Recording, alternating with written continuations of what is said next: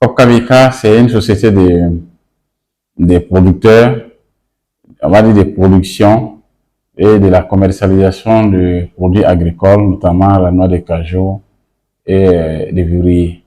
D'abord, avant de parler même d'abord de la réalité du cajou en Côte d'Ivoire, je parlerai d'abord sur la réalité du cajou, sur l'impact que l'ANACAD a eu sur nos différents producteurs. La COP-CAVICA, c'est une société coopérative qui a eu sa naissance en fin 2012, début 2013, avec 40 producteurs. Nous sommes aujourd'hui à 7243 producteurs que nous encadrons, des petits producteurs, des noix de cajou et des produits vivriers. Il faut dire que grâce à cette production aujourd'hui, il y a eu beaucoup de changements sur la vie quotidienne de nos producteurs. Donc, on dira que l'ANACAD, c'est un levier vraiment très important dans nos chaînes de valeur, dans nos organisations. C'est vrai que nous, la coopérative fait d'autres produits qui est en dehors même de l'ANACAD, mais il faut dire que l'ANACAD est très important dans l'encadrement aujourd'hui de nos braves producteurs. Avant la création de la coopérative, les producteurs, ils avaient, dans la zone auquel on a créé la structure, ils avaient du mal vraiment à écouler le stock. C'est-à-dire, après, à l'entame déjà même de la campagne, soit c'est à des villes prix que les acheteurs venaient payer le produit à cette époque-là. Vu que nous sommes des fils des producteurs, pourquoi ne pas réfléchir, mettre une société en place dans le but d'ajouter une valeur aux productions, aux produits de nos producteurs. Donc, à la création de l'entreprise, l'objectif, si moi j'avais au moins une tonne, je vendais mes une tonne, lui il avait une tonne, il vendait ses une tonne, mais quand on mettait ces produits-là, toutes ces productions ensemble, ça représentait vraiment une quantité importante. Donc, ça pouvait attirer des acheteurs, des gros acheteurs, venir vers le village pour venir payer à des prix vraiment importants. Et ça pouvait même nous permettre également de commercialiser nos produits en dehors du village. C'est-à-dire, dans la région de Béré, de la région de Béré, venir vendre à Boaké, ou même pas, pourquoi pas aller au port. Et même vendre même le produit à l'extérieur de la Côte d'Ivoire. Et c'est ce qu'on a essayé de faire pour de 2013 jusqu'à en 2026 aujourd'hui. C'est dans ça que nous sommes. Mais ça a eu beaucoup de changements sur la vie de nos producteurs. Parce que c'est ça, en fait, le but ou l'importance aussi d'une société coopérative. Parce que la société coopérative permet à ses membres de avoir vraiment, à vendre des prix importants, de bénéficier des avantages de coopératives. En 2016, nous étions prix d'excellence, meilleure société coopérative en Côte d'Ivoire, mais on a été reçu par l'État, on a reçu même beaucoup de dons qu'on a pu mettre à la disposition de nos producteurs. Tout ça fait partie des avantages d'une coopérative.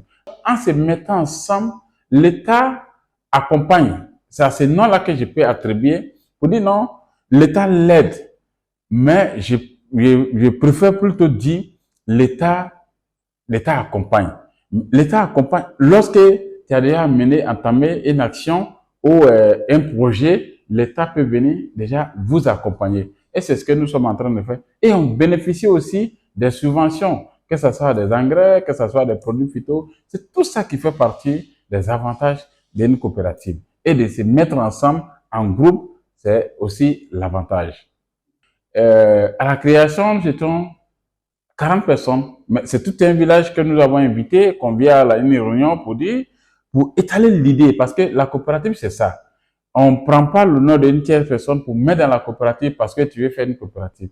C'est la vie, c'est-à-dire tu prends la vie de tout un chacun. C'est avec l'accord des principes de tous les producteurs qui viennent s'adhérer. Au contraire, quand vous mettez une coopérative en place, d'abord c'est le conseil d'administration, les producteurs individuels doivent écrire à la coopérative pour dire, pour manifester leur volonté d'adhérer à la coopérative. C'est ça la bonne manière en fait.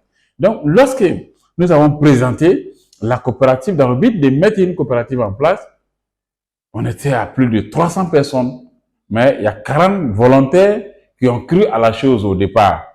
Voilà, donc les 40 personnes, c'est avec ceux-là que nous sommes partis. Mais si nous sommes aujourd'hui à 7000 et quelques producteurs, la réponse est claire. Ça veut dire que la coopérative est accueillie de façon positive et la coopérative agit positivement envers ses producteurs. Sans quoi de 40 personnes, 2013, en 10 ans ou en 9 ans, 7000 et quelques producteurs, vous voyez déjà que la réponse est claire. Ça veut dire qu'il y a une positivité qui est là.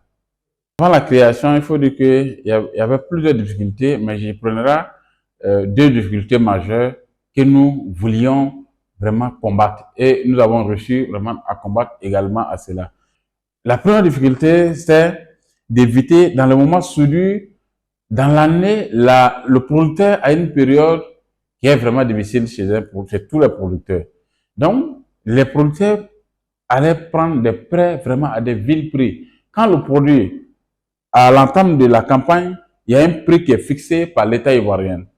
Quand on dit le prix officiel de l'État, on va dire même le prix plancher. C'est pas un prix fixe, c'est le prix plancher que l'État fixe. C'est-à-dire ça peut aller au-delà, ça peut pas descendre en deçà de ces prix.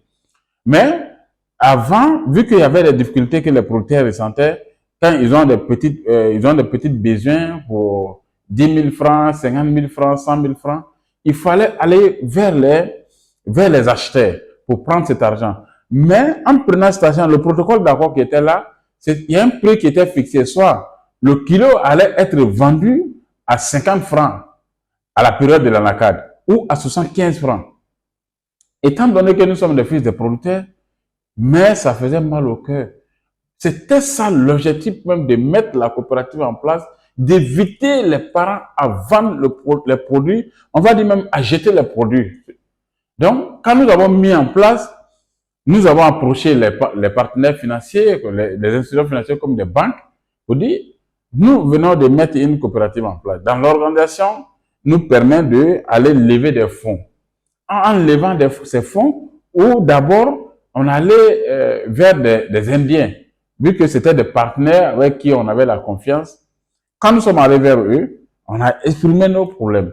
Voici nos besoins dans les moments soudures. Soit on a besoin des produits phyto, on a besoin des intrants. Il faut mettre de l'argent à la disposition de nos producteurs et cet argent serait remboursé au prix annoncé par l'État. C'est-à-dire quand l'État dit le kilo de produit doit être vendu à 500 francs, il faut permettre maintenant à ce que nos produits soient vendus à 500 francs et à taux zéro. Parce que si nos producteurs veulent rembourser à un taux, ce sera la même chose. Et c'est ce que nous voulons combattre. Et c'est ça aussi le rôle d'un président d'une coopérative. C'est-à-dire défendre les intérêts de ces producteurs. Et c'est ce que nous avons reçu vraiment à faire cela. Lorsqu'on a commencé, le producteur venait prendre son prêt tranquillement. D'abord, aller faire vraiment payer des produits phyto, payer des engrais et entretenir même d'autres productions qu'il avait qui n'avaient absolument rien à voir avec la noix de cajou. Il partait les traiter et rembourser au prix de l'État, au prix que l'État a fixé. C'est ça que le producteur, si le producteur pouvait vendre le produit à un sac, un exemple, un sac de 100 kilos à 10 000 francs. Maintenant, vu que l'État a fixé 400 francs, le producteur va vendre ça à 40 000 francs. C'est un avantage très important chez un producteur et c'est à ça que nous sommes arrivés. C'est-à-dire, au lieu de vendre une tonne à 100 000 francs, puisque c'est à ça que les producteurs étaient vraiment imposés. Donc, une tonne, ça faisait 100 francs. Un producteur qui prend 100 francs chez un acheteur, il venait donner 1 tonne de produit. Pendant que dans le système que nous avons mis à la disposition de nos producteurs, au lieu de 100 000, ils nous permettent, ces systèmes permettent au producteur de vendre son produit à 400 000 francs. Donc, il y a une différence de 300 000 francs entre les deux prix. Donc, ça a évité vraiment, ça a même permis à des producteurs aujourd'hui de construire des maisons en tôle, de vraiment, je vais dire, ils sont vraiment en l'aise. Deuxièmement, c'était le préscolaire. Parce que c'était les mêmes besoins à peu près. À la rentrée scolaire, on constatait vraiment beaucoup de difficultés au niveau de nos producteurs. On a mis un produit en place qui est appelé le préscolaire. C'est ce préscolaire-là, à la rentrée, nous, on va encore vers les Indiens, mais maintenant, à 2 ans, 3 ans, 4 ans, 5 ans déjà, on a commencé à approcher les institutions financières dans le but de pouvoir lever des fonds pour mettre à la disposition de nos producteurs. Donc, ce prêt-là est appelé prêt scolaire. Jusqu'à présent, ça continue. C'est-à-dire, en août déjà, les inscriptions, commencent les inscriptions, et en septembre, l'argent est mis à la disposition des producteurs pour pouvoir scolariser les enfants sans aucune difficulté. Et le remboursement est fait à la période de l'ANACAD. Et à quel prix et à quelles conditions? Il n'y a pas d'autres conditions particulières. C'est le prix annoncé par l'État. C'est sur ça que le producteur est appelé à rembourser ses dettes. Les grands avantages même d'ailleurs, et je pourrais dire même aux autres coopératives de copier cela. Parce que il faut dire que la vie des coopératives ne sont pas trop longues ici en Côte d'Ivoire. En 3 ans, 4 ans, 5 ans, la coopérative disparaît. Mais il y a l'organisation d'abord. Il faut mettre une action sur l'organisation. Il faut mettre accent sur la gouvernance. C'est ça qui est vraiment très important. Quand il y a la transparence dans une coopérative, il n'y a rien à faire. De 2013, de 2012, 2013 jusqu'à maintenant, on va dire des dizaines d'années. Mais on continue vraiment de faire nos chemins. Donc, j'appelle tous les producteurs qui ont besoin. Vous voyez déjà même à l'entrepôt, c'est la coopérative qui nous permet, maintenant le produit est, on va dire, il y a moins de racheteurs sur le marché. Mais nous avons des contrats, grâce à la coopérative, nous avons des contrats à l'extérieur qui nous permettent, jusqu'à preuve de contraire, de prendre la production de nos producteurs, de commercialiser pour les éviter à vendre le produit à des vil prix. Donc, ça, c'est un avantage de nos producteurs. Et la porte n'est pas fermée. La même chose, même ceux qui ne font pas forcément partie de la coopérative, on est tous des Ivoiriens, qui nous approchent avec leurs produits, on a la possibilité de prendre également, de vendre ça à l'extérieur pour qu'ils aient l'argent pour ne pas toujours vendre ce produit à des prix vraiment qui les arrangent pas forcément. On a des concurrents, mais quand ton projet est bien ficelé, quand ton programme est bien fait, la concurrence ne t'effraie pas parce que nous avons un objectif. Nous ne sommes, on va dire, en concurrence. Nous, on s'est dit, on n'est pas en concurrence avec personne. L'objectif, nous avons un seul objectif, c'est de même aller à l'industrialisation avec nos producteurs. Comment faire pour veiller d'abord sur les 7243 producteurs que nous encadrons? C'est ça vraiment l'objectif. La COP Capica est concentrée sur ces objectifs. Mais ça plaît aussi à l'entreprise parce que l'objectif est que tous les producteurs de la Côte d'Ivoire soient satisfaits. Mais si tout le monde n'est pas satisfait, au moins ceux qui sont au sein de la COP Capica soient vraiment satisfaits. Donc, s'il y a d'autres concurrents qui viennent faire la même chose que la COP Capica, c'est ce qui est recherché. Parce qu'avant la création de cette entreprise, j'avoue qu'il n'y avait aucune coopérative dans la zone ou une société dans la zone qui faisait la même chose que nous sommes en train de, le service que nous avons mis à la disposition de nos producteurs. Parce qu'on a un objectif avec eux, on va aller loin avec eux. On veut les éviter vraiment à ne pas commettre vraiment un certain nombre d'erreurs. Voilà pourquoi on met tout à leur disposition, même des formations, pour les préparer. L'idée de la coopérative, l'importance de la coopérative, c'est quoi? Il faut qu'on amène à ça. Il faut que nous soyons amenés à ça. Quand on parle de l'émergence, Ça fait partie. Ça fait partie de l'émergence. Il faut dire au producteur, il faut que le producteur sache que quand on prend un prêt doit être remboursé. C'est ça aussi, le professionnalisme. Quand on va vers une formation, c'est de savoir des choses que nous ne savions pas forcément avant. C'est ça aussi l'important de la chose. Donc, ça plaît à la COP-KVK, mais nous n'avons aucune difficulté avec cette concurrence-là. Parce que nous disons à nos producteurs, quand l'État dit bien sacher le produit et bien trier, il faut que le producteur sache que quand il sèche bien, quand il trie bien, c'est pas pour quelqu'un d'autre qui le fait. Il le fait pour lui-même. Le producteur fait ce travail-là pour lui. Parce que quand un produit est maltraité, il serait difficile vraiment qu'il y ait un acheteur de bonne qualité. Tout le monde cherche de la bonne qualité de la noix de cajou. Donc, nos producteurs sont des professionnels.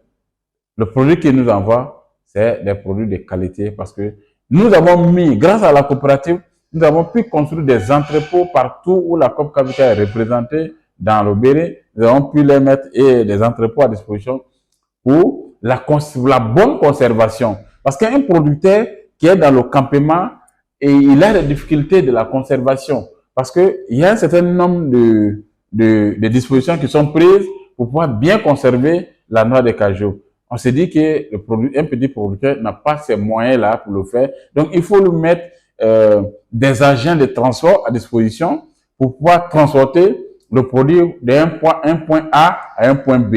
C'est-à-dire de la sous-section à la section pour pouvoir mettre dans l'entrepôt qui est construit par l'entreprise pour pouvoir bien entretenir le produit avant la vente. On a un très bon rapport avec l'État ivoirien parce que nous sommes une société coopérative privée, mais l'État récompense que les gens qui fournissent des efforts, des gens, des travailleurs. Nous, on était prix d'excellence en 2016, meilleure société coopérative au Sahara 2017. On a eu plusieurs prix, puisque l'État veille sur toutes les coopératives. C'est-à-dire le ministère de l'Agriculture, la Chambre nationale de l'agriculture. Nous avons des rapports entre nous, d'ailleurs même des très bons rapports. Donc, c'est quoi? Il faut dire que l'État veille sur toutes les coopératives qui veillent vraiment sur les producteurs parce que c'est ça aussi le rôle de l'État. C'est-à-dire comment satisfaire tous ces producteurs. C'est ça aussi l'État. Donc, quand l'État voit que vous faites vraiment le même travail que lui, ou bien vous faites le travail même à sa place, il ne fait que vraiment vous accompagner dans vos démarches. Et c'est ce que l'État est en train de faire. Le dernier prix que nous venons d'obtenir, c'est l'officier de l'ordre national. J'ai été fait officier au Sahara 2025. Donc, on dira que nous avons un très bon rapport avec l'État ivoirien. L'objectif pour nous, c'est d'encore construire plusieurs entrepôts pour permettre à nos producteurs de faire vraiment la conservation et des subventions même pour encore soutenir nos producteurs. Il faut dire que la COP-KVK, de l'achat et de l'export, il est temps maintenant d'aller à l'industrialisation. Donc, si nous avons un message à lancer à l'État ivoirien, c'est de vraiment avoir un regard vers la société COP-KVK. Nous avons déjà des sites que nous avons acquis, parce que c'est ce que j'ai dit, l'État accompagne. Qu'est-ce que nous avons pu faire? Nous avons acquis déjà des sites qui peuvent contenir ces unités de transformation-là. Nous avons déjà établi un business plan, des projets de transformation pour montrer déjà à l'État que c'est ça vraiment nos visions. C'est à ça que nous voulons arriver. Si vous voulez arriver à ça, qu'est-ce que vous avez pu faire? Voilà ce que nous avons pu mettre déjà en place. Nous sommes à la recherche des partenaires financiers pour pouvoir le faire, mais pourquoi pas l'État même peut s'impliquer pour que ces rêves-là soient vraiment une réalité dans un bref délai. Deuxième message que je voulais vraiment lancer, c'est à la jeunesse. Moi, je dis à la jeunesse d'avoir un regard sur la terre. C'est la terre qui ne trahit jamais. Avant, les gens aiment, la jeunesse aime être appelé bureaucrate. Mais un paysan ou un producteur, c'est un nom qui sonne un peu mal dans l'oreille de nos jours. Mais j'avoue que pour avoir nos autonomisations, tout le monde n'a pas sa place dans le bureau. Chacun a un rôle à jouer. Ceux qui sont au bureau, c'est les administrateurs. Ils sont là pour nous. Mais il faut dire que tout le monde peut pas être au bureau. Venons, on va se mettre ensemble et avancer. C'est dans la terre que nous avons pu acquérir tout ce que nous possédons aujourd'hui. C'est grâce à la terre, c'est grâce à l'agriculture. Donc, l'agriculture nourrit son homme aujourd'hui. Donc, je lance un appel général à l'endroit de toute la jeunesse ivoirienne de venir faire comme la COP Kabika, d'avoir un regard vraiment sur la terre. Moi, j'ai commencé mon commerce avec 100 000 francs. Avec 100 000 francs en 2002. C'est avec ces 100 000 francs-là que j'ai commencé. Mais quand tu vois des jeunes aujourd'hui, quand ils disent ça va pas, il a un téléphone de 300 000 francs. Mais qu'est-ce qui n'a pas marché? Moi, j'ai commencé à vélo. Mais la jeunesse veut d'abord la voiture. Donc, c'est petit à petit qu'on peut vraiment faire vraiment un parcours. Donc, pour qu'une histoire soit écrite, il faut qu'il y ait des difficultés que tu dois traverser. Donc, il faut que la jeunesse accepte cela, ces difficultés-là. Donc, c'est le travail qui peut nous amener vraiment à être fiers de nous-mêmes. J'avoue que l'Afrique est riche. Surtout, la Côte d'Ivoire est très riche. Nous avons une terre qui est vachement riche. Mais il faut la cultiver. Il faut avoir l'amour de cette terre-là. Il faut l'aimer pour qu'il puisse te donner ses fruits. Mais pour l'aimer, c'est pas dans un bureau. C'est pas dans un bureau. Moi, en tant que le président du conseil d'administration, il y a plus que 100 hectares que chaque année que je cultive pour avoir la nourriture, pour avoir le riz, pour avoir le maïs, en dehors même de l'anacarde. Je suis un agriculteur. Donc, j'appelle toute la jeunesse et toutes les autres coopératives de mettre vraiment une organisation sérieuse à leur sein. C'est ce qui peut les amener vraiment à franchir des étapes vraiment pas possibles.